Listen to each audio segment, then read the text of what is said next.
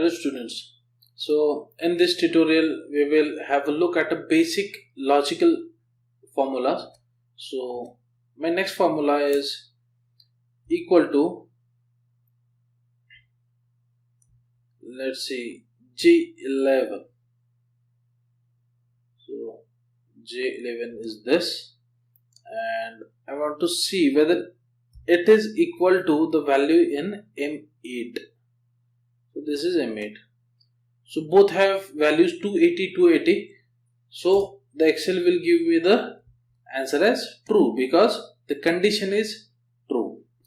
So next we will check whether K8 is greater than L8. So let's go and check.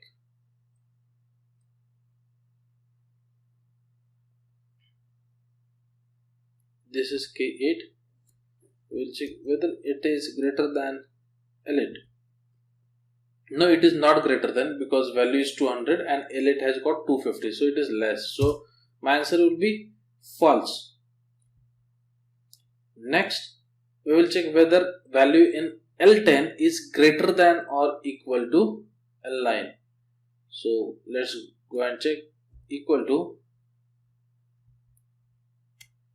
where is L10? This is L10. We want to check greater than or equal to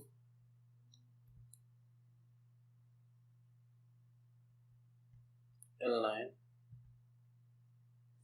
So condition would be true because it value is greater than L9, so it is true. Next, we'll check equal to whether the value in I11 is less than equal to K8. Where is I? And this is 11. Less than or equal to K8. This is K8. Value is greater, so answer would be false. Last is we want to check whether G13 is not equal to I7. Our condition is not equal to. Try to understand. G13 is not equal to. So while writing logical formulas, whatever you want, what is your goal, should be very much clear in your mind. Otherwise, writing formula will be very difficult. So G13. So this is G13. And we want to check whether it is not equal to. So I have selected wrong value. G13 is this. Sorry, I will write again.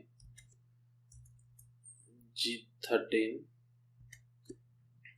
is not equal to I7.